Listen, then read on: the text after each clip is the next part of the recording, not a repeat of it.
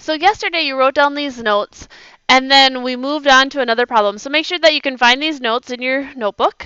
And we went to this problem where Jing Mei has some money in her savings account, and we're compounding it monthly.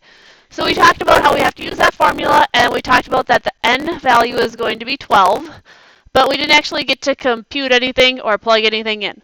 So let's figure out what the letters all stand for. So we have P, and that is our principal amount. It's the amount that you put in the beginning, and that's going to be 1,000. So we're going to have y equals 1,000. And then just like before, we have the 1 plus our rate. Our rate again has to be divided by 100. So take 7 divided by 100. Or in your head, you can just move the decimal over 2 spots. Divided by n, which we said yesterday was 12, because n stands for how many times, let's go back and look at it, the number of times per year that interest is compounded. So if we're talking about the fact that we're doing it monthly, that means it would happen 12 times a year. Okay, and then at the top we do 12 times t. Except for what is t in this case? It looks like we want a specific one here when she's 18. So rather than t, I guess we should probably put 18 there. 12 times 18. Okay, if you're going to type this in, what I would suggest first is calculate 12 times 18 and figure out what that is. So I'll pause here as you take your calculators out, get them running. We're just going to calculate 12 times 18.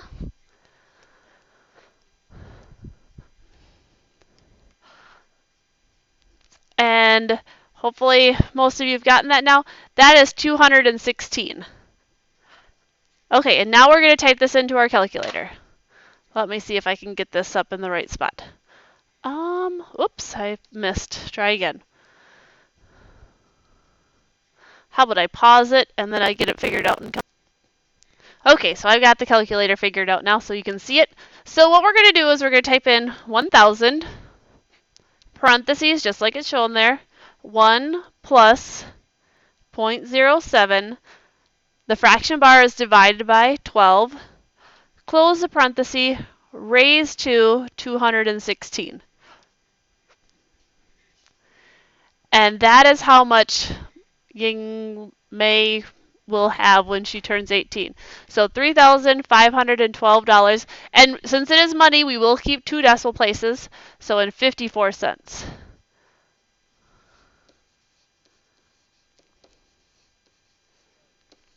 Let me check to make sure I wrote that number right. Yes, that's correct.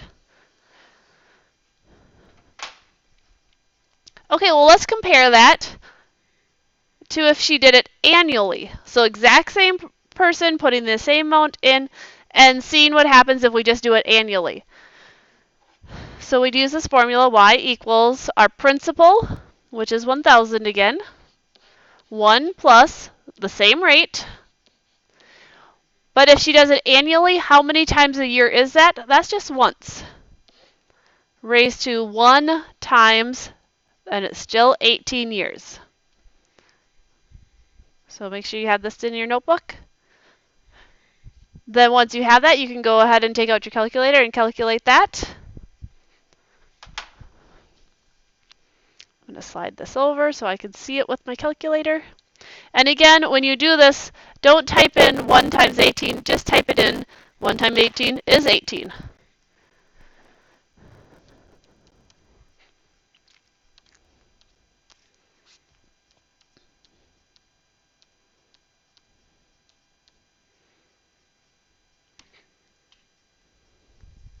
And so if they only give her interest annually, she gets $3,379.93. What was that again? 93.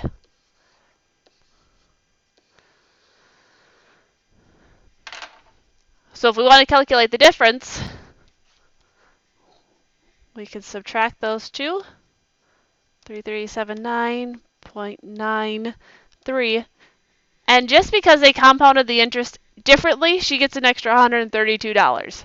So she didn't have to invest any more money. She didn't get a higher interest rate. It was just because they compounded it monthly rather than annually. Okay, go to your left page.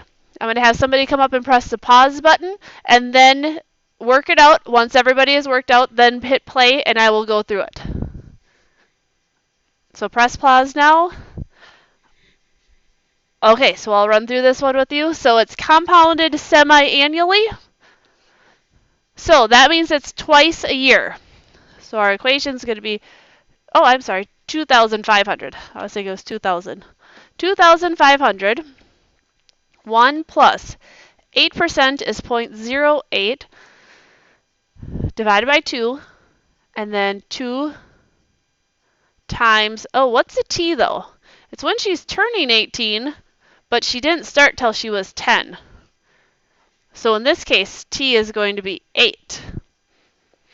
And now remember, we don't type in 2 times 8, we type in 16 instead. Go to our calculators.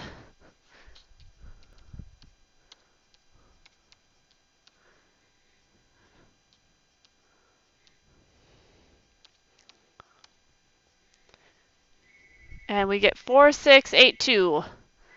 So about C. So C is our correct answer on that one.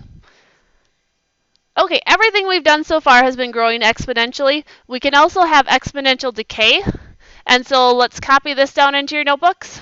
Somebody can come up and hit pause again to highlight down all the to copy down the highlighted information. Okay, let's do a decay problem.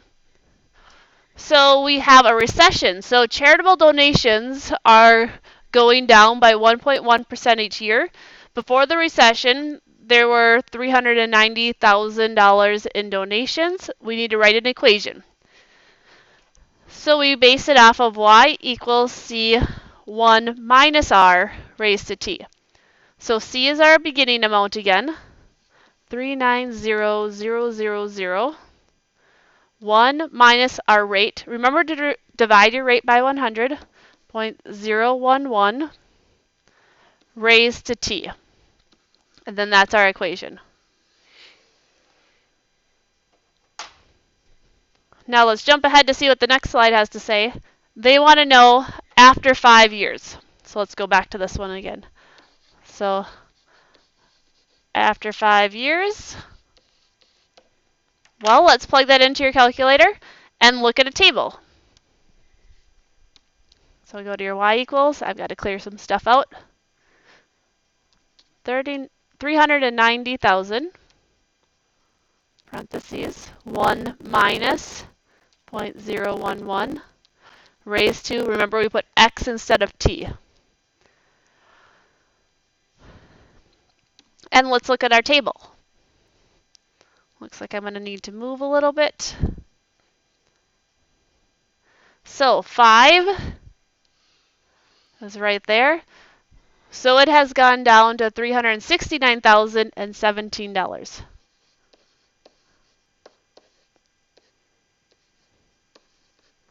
Did I do that correct? Yes, I copied it correctly. So that is the answer after 5 years. Okay, let's go to your left page. And I want you to try writing down an equation for this one. And so I'd like somebody to come up and press pause again.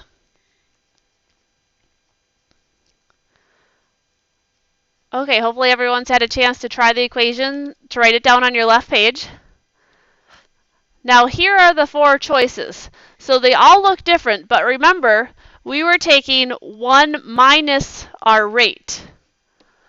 Well, here they just calculated what 1 minus the rate is.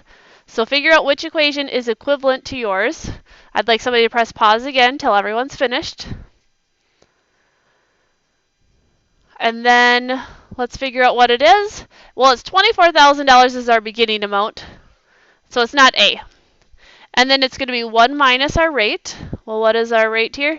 2.5%, so 0.025, which is not going to be 1.9, 975. And we do need to have raised to t. This one does not have raised to t.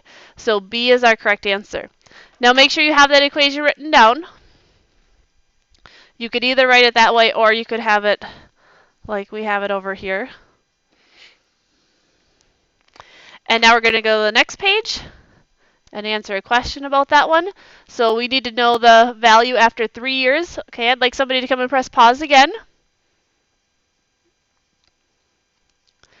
So you're going to plug the 3 into the equation, or you could type your equation into y equals, which is the way I prefer to do it because then you can see the trend.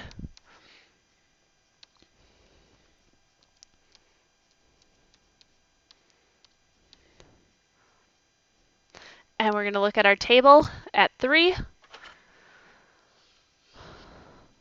So 22,245. 22,245. C is our correct answer. Okay, so that is it for the lesson.